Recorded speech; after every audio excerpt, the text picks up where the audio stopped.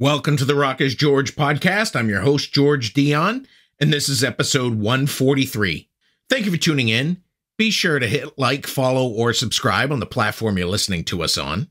You can also check out my work at the loudest.com on the planet, knac.com, with exclusive hard rock and heavy metal interviews, live show coverage, and more.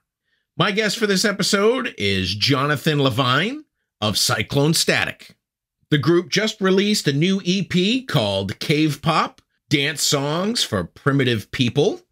It's out now through Mint 400 Records. I didn't know a lot about Cyclone Static, so I went right to the source to find out. And here's Jonathan LEVINE to tell you more about them. If I knew absolutely nothing about Cyclone Static, how would you describe the band's music to me? I always say that we're punk influenced rock. Somebody just wrote a quote that I thought was kind of cool. They called it punk infused power pop. That's pretty accurate, I would say. Yeah. Interesting. You kind of reminded me of sort of the post-grunge era sort of punk pop, kind of in the vein of Audio Vent or the Egsies, I think. But I don't know too many people that know those bands. Oh, I don't know those bands. No, I mean, we're definitely get compared to that a lot. We had a band together, James and I, the singer, guitar player, back in the 90s called Dry Water, which is kind of a continuation of that, but it's just a little bit more, it's different, it's more mature, it's probably heavier. So it's just kind of a continuation of that. And yeah, I guess people kind of call it, they use the word grunge and it's kind of like, oh, don't say that. But yeah, we sound a little bit like that, but we also have a lot of other influences. So yeah, it's probably fairly accurate. And Cyclone Static formed in 2016, as you said, kind of in the fragments of Dry Water from the 90s. Dry Water was you and James Salerno, and then you brought in John Matthias in 2016. How did the band all come together then? Yeah, we actually were playing a couple of years prior to that. Basically, what happened was James and I just started playing together again. We had sort of fallen out of touch, and then we just started getting together and just playing just to see what would happen. And then we started writing songs, and all suddenly we had these songs, and we're like, okay, we've got songs or a collection of songs, and we need a bass player. So then we called John in, and John helped us put together an album. And then he actually departed, and we've had a rotating bass players, as a lot of bands do. And then we recorded our full-length LP. That was back in 2019. And then COVID happened. So then we would play for a while. And then when COVID was done, we called John back and said, hey, man, let's record an EP. And so that's what happened.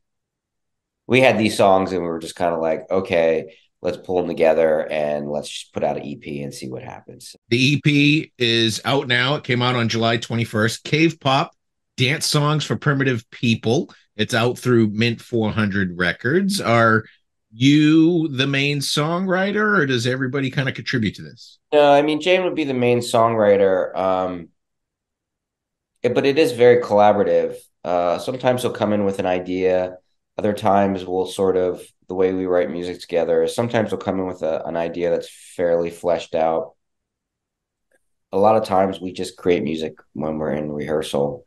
We just get together and we write songs. I come up with a beat or something and we work off of that. It's very organic. And then he figures out the vocals as we go, goes back, refines them. And depending who we're working with, John is a really good collaborator. He'll come in with you'll notice there's a lot of vocal, there's harmonies and melody, that they do like a do vocal thing. And they'll add some of that stuff and figure that kind of stuff. And so we just kind of mostly create it when we're in rehearsal in our studio space. That's how we create the songs. Do you plan on taking this EP into a full length at some juncture, or are you just going to add singles as you go along? It seems to be the way for a lot of bands today. Is just Yeah, it's interesting because, we did put out a full LP, but the whole industry is different now. So the thought was we'd put another EP out, which could be a 4 to 6 song EP. Depends how the music comes together. And then maybe at that point, we'll press some vinyl or something. So, but yeah, it's kind of interesting to produce music this way, to put it out in small collections. It's a lot less pressure, and it's a little bit more. It's kind of fun. So, I guess that's what we'll just see what happens. You see what the response is, etc. I mean, obviously, it's really great to like work on a full album, but that takes a lot more time. And the way people seemingly listen to music these days is just through streaming services. So I don't know that people listen to full albums. And well, probably, you know, do I listen to full albums? Yeah, I listen to full albums, but I also listen to a lot of playlists. you know, um, is really what I'm listening to most these days. If I love a band, I'll listen to their full album and I'll listen to it a lot. Or I'll be listening to them like on a streaming service and I'll be hearing all their albums and I'll get familiar with the whole catalog. But I think a lot of people experience music differently. Agreed. Yeah. The EP's title, Cave Pop Dance Songs for Primitive People. How did you decide on that? Um, well, basically, when we were making these songs, I kind of felt like these songs were. I mean, the music isn't very. These four songs aren't like a huge departure from what we did before, but they felt more primal and primitive. And I had been listening to. I like this band a lot called Idols. Do you know this band? They're like this band from England that are kind of like sort of a punk rock band, sort of. They actually got nominated for a Grammy Award, which was surprising. They're just really raw and visceral, and their drummer plays these really minimalist, sort of primal beats. Although he's, like a technically trained drummer, it's choices he's made. So I was thinking a lot in that vein that was influencing me. So when we were playing these, I felt like we were like cavemen. That was like this idea that was going through my head. And so when we're all kind of equal collaborators, and James kind of lets me run with ideas and things like this. And I'm like, well, what are we gonna do? How are we gonna contextualize these four songs? So I was like, oh, we should call this like caveman pop. Just it's kind of a joke, just something funny. And his kids were like, no, you should call it cave pop, like K-pop, like Korean pop. So so that was kind of the idea about it. And also, when we were recording it, I kept feeling like they were like these. I have a tendency to sort of. I'm kind of a funk drummer, even though we're playing like rock music, and I kept feeling they were like dance songs. And I was like, these will be dance songs for cavemen, just like really primal. So that was just kind of like, the idea. And I think, oh, that's kind of funny. So, it's just a matter of coming up with something fun and funny. And my friend Ori Landau designed the cover art for it. And he used to be the creative director for Relapse Records. I'm not sure if you're familiar with Relapse Records. He's a pretty well-known designer, but he's also just a really good friend of mine, and he kind of collaborates with me. So that was the idea. The idea was just to have something fun, and people be like, what the hell is that? So if these days you're competing with so much content, how do you get people's attention? So that was my idea behind it. Well, I think certainly the album cover is attention grabbing. That's kind of what grabbed my attention of it. It was different. It was unique. Reminds me of how, craft beer grabs people's attention. You got thousands of craft beer now. It's whoever's got the most eye-popping label. And Warren did a great job on this, and he also did your first album as well. That's right. That's right. Yeah. I mean, so it was like, oh, let's just, and we just want to have fun with it. So you want a cool graphic, you want cool design and visuals. And I mean, probably, like you're probably around the same age as me. We grew up buying vinyl, and you would go to the record store and you would go through the bins. I would just, when I was a kid, just for hours, go to the record store and just look and that was probably my first really strong, powerful visual experience, is looking at album covers. I'm an art dealer, so like that's what I do for a living. And so that was probably, besides comic books, like most kids, album covers were like, it was a gateway. And you were looking at all these, and the album covers were just crazy, and you're like, what is this? And I remember just like, back when people really cared about that sort of thing.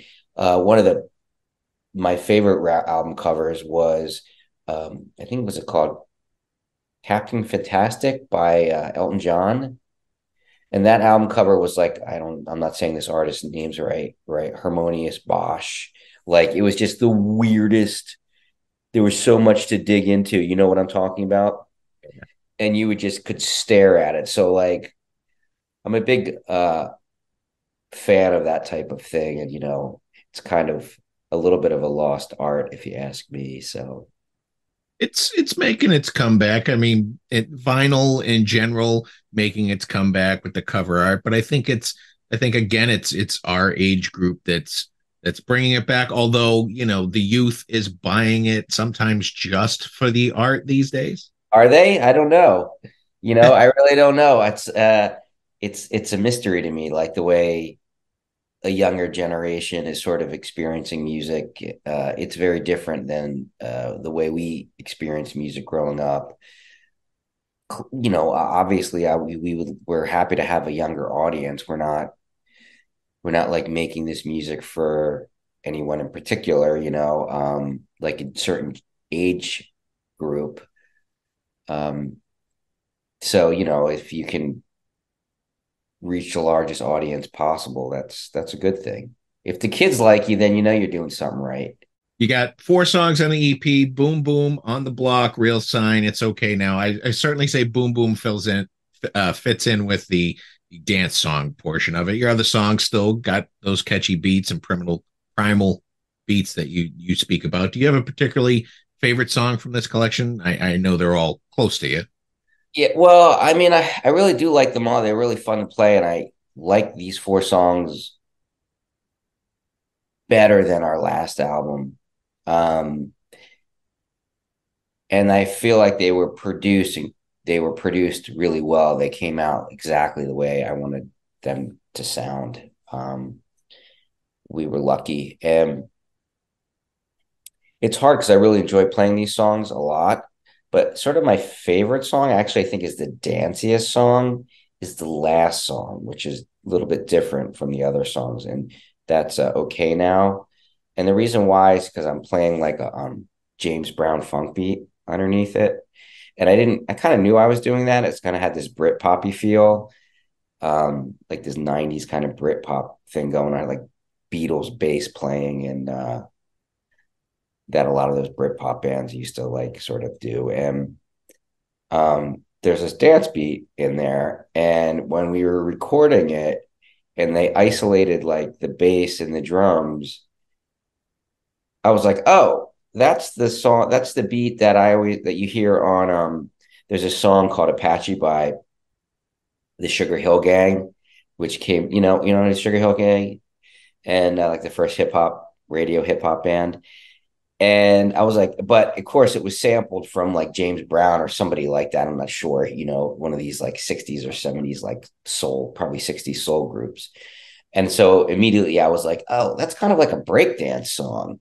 That's kind of my favorite song. It's the most textured and interesting.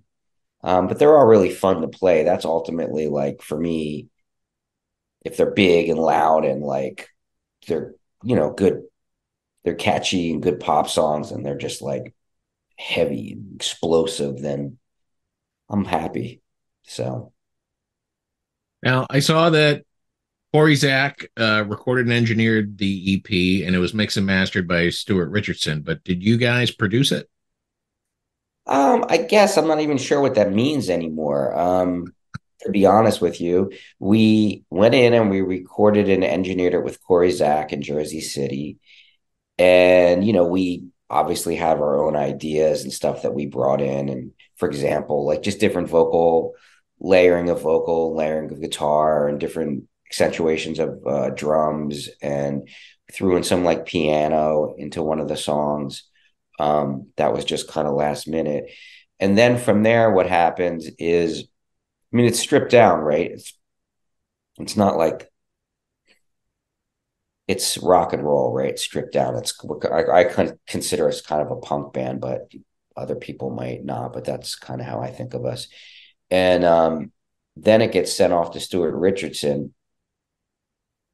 He knows exactly what it is we're going for because I talked to him about it, and he's very, very familiar with the references of how I want it to sound. So basically, we just go in and we give him notes, and we go back and forth, back and forth. I'm particularly, I'm not the guitar, I'm the drummer, and maybe people don't care about the drums, but I really care about the drums, and I want them to be very present. And I'll just go through and like, can you make it sound like this?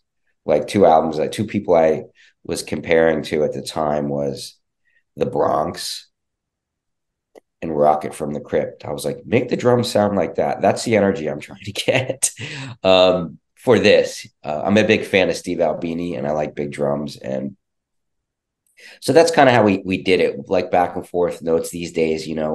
I guess it's self-produced. It's a collaboration between, I would be like, hey, do you think we should put this in, pull this out? We talk to each other. You get some. So it's a collaboration between the engineer and the guy who's mixing it and your bandmates. So I guess that's the answer. I'm not even sure what producing means anymore. I thought it meant more points on the gross sales of the album. That's what producer meant. Exactly. So yeah, that's how it happened. Mint 400 Records. Is this your own imprint? Oh no, this is a label that we're on. It's a North Jersey label, owned by Neil Stapatino. A lot of bands on this label. What can I say about it? Very eclectic indie label. Mostly rock music, predominantly. Um, yeah. How did you meet up with Neil to be on this label? I knew Neil. Neil used to be in a band when we were. This was back in the '90s, called Stick Figure Suicide. So we used to play with his band when me and James were on Drywater.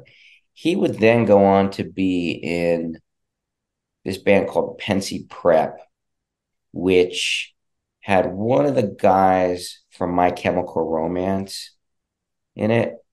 So they had some success. And then he has a band called Fairmont. So he just started his own label. So when we started playing, he saw we were playing, and we were basically like, hey, he was like, hey, you want to be on the label? And I was like, sure. And that's how that happened. We're friends. So that's the story. The new EP is for the most part a digital release. You have announced that there's going to be some physical copies available. Yeah, we have a CD coming out. We're printing a CD. We have a record release on August 10th.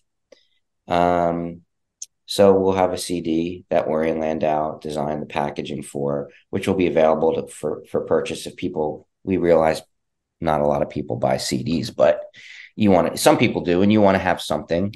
It's like, do you do that? Do you do a cassette? And we're not ready to print vinyl with this because it's a 4-song EP. So we decided not to do that. So that's pretty much it. But yeah, it's on every streaming service possible. You mentioned the EP release party that's on August 10th at Corgi Spirits in New Jersey. Great venue, I think, to have a rock show at a distillery. I'm a big fan of alcohol, as you can see. Yeah, I see that. Yeah, no, it's this place called Corgis. It's a distillery in Jersey City, and it's kind of a cool place because It's in this industrial area, but when you go inside, it's like it's kind of cool, eclectic, but high end. It's quite large, cool wallpaper and furniture and cool bar. And they, when it's warm out, they have bands play on the loading dock, and they sort of have this outdoor area. And that show is going to be a lot of fun because we're playing with some our friends, this band Holmes Garage Band we played with for years, and then another band that's playing is they're called Reader Station. It has Steve Garvey from the Buzzcocks who's playing with us, who's in it. So it should be a fun show. Yeah. Are you going to play the full EP and some songs from your first studio Oh, album? we'll play a full studio. We'll play a full set. Yeah, we'll play the four songs plus a selection of songs from the LP. Yeah. Do you have any future live performance or touring plans? Well, we probably won't tour, although I'd like to. But we play regularly in the tri-state area. We play, Manhattan, Brooklyn, um, Jersey City, Asbury Park, Philadelphia. We'll play as far as Boston and I mean, I'm sorry. Well, we play as far as Boston and DC and Baltimore, maybe even Pittsburgh. So, the tri-state area, for the most part. Yeah. Mainly local gigs, but you branch out when you can. Yeah, we play local gigs. We get on pretty good bills with some pretty good touring bands and things like that as well. So, um, the one thing that's really good about being in the tri-state area is, say if you say you lived out in the middle of the Midwest, is that there's so many cities you can be in 5 hours. So yeah. True. I interviewed somebody out of Canada and they're like, yeah, we could go to another venue on the other side of Canada, but it's like 5 miles of looking at, if it's 5 hours of looking at nothing. Yeah. Yeah. So that's always a big problem. Like I think East Coast, if you live in the Northeast specifically, where we live, I think is the best place to be a band because you can hit the major, populated areas within a 5 hour radius. Like say even if you lived in the South, it's not so much like that. Anywhere in the Midwest, it's not like that. If you live on the West Coast, it's the entire West Coast you have to go. So like we're kind of spoiled, so we don't really need to necessarily. Don't get me wrong; it'd be great to tour, and maybe we will at some point. But we don't really need to. You mentioned earlier that you're an art dealer. I believe the name of your gallery is Jonathan Levine Projects. That's correct. Yeah, I had a. I don't own a physical gallery anymore. I did for 18 years. Um, and the gallery was I was in New York City for 12 years. I had it in the Philly area, New York, and Jersey City. And now I just work online because I closed just before COVID, because the nature of my business changed. So yeah, that's what I do. I'm an art dealer. What kind of art do you deal with? Is it mainly like print photos? Is it paintings or a little bit of everything? No, I predominantly deal in painters and sculpture, a little bit of sculpture, and I specialize in what's called pop surrealism as well as street art. I used to represent, I don't know how what you know how much how familiar you are with visual arts, but I used to represent Shepard Fairey, who did the Hope Obama poster, and he did like the Obey clothing line. He's like somebody that people know really easily. Um, a lot of the artists I've worked with, people might not know their names, but they're like, oh, I've seen their work before. It's very prevalent. It's on record covers and things like that. So, sort of this pop art that I represent. Have you ever gotten into creating art yourself? Um, I do have an art degree, so I got two art degrees. So I did used to make art, but I don't do it anymore because not that I won't. Um, but I don't really have the time for that. My commitment, my creative commitment is to, well, I'm doing this as a living. I'm promoting and marketing and managing other artists, but I'm making music. That's my creative output, basically. So you're promoting and working with other artists, do you have a management company? Yeah, that's basically what Jonathan Levine Projects is sort of. It's a combination of what we do is I manage a few artists. I used to manage more when I had the gallery. Now I just manage a few. Um, and like one artist I work with, his name's Kum Kum Fernando. Uh, I have been working a little bit with. This is kind of funny. Heathcliff the comic. So my friend Pete draws it. He inherited it from his uncles. They started it, and he draws. He's been drawing for like 30 years now. So I've been working with him on some projects and stuff as well. But then I also do a lot of what's called secondary market sales, where I resell work for people that purchase it and they're looking to resell it. I do online exhibitions, occasionally pop-up shows. I collaborate in a variety of ways. Sometimes I curate museum exhibitions and things like this. I used to run a very specific business that was just running a gallery, and that would mean we'd have like 8 exhibitions changing over every year, and sort of managing artists loosely that way. But now I kind of do my creative thing is much more broad, and I have less overhead. So I kind of get to do what I want. It's kind of like, oh, the way I approach it, I kind of go like, oh, is this going to be fun to do? Do I want to do this? How much work's involved? And is it going to be lucrative? And so that's how I approach it. And so it's kind of, I just jump through, I have a few projects going on at all times, but not too much. And I'm fortunate to be at a point in my life that I can do that. So that's why we call it projects and not gallery, because it's just like whatever project I feel like being involved with that makes sense. So it's really fun that way, to be honest with you. Yeah. Well, sounds like you're living the dream, and certainly on the music front, you have a great EP out now. It's Cave Pop Dance Songs for Primitive People by Cyclone Static. It's through Mint 400 Records. Those are all the questions I have for you today. I appreciate you coming on the podcast. I appreciate it. I appreciate it as well. And thanks for the support. Once again, I want to thank Jonathan Levine of Cyclone Static for coming on the Rock is George podcast. Be sure to check out their latest EP, Cave Pop Dance Songs for Primitive People, out now through Mint 400 Records. Head over to your favorite music streaming platform. Take a listen to what's available. If you like what you hear, buy a physical copy when it's available. Support the artist. For all things Cyclone Static, head over to their official Facebook page /Cyclone Static.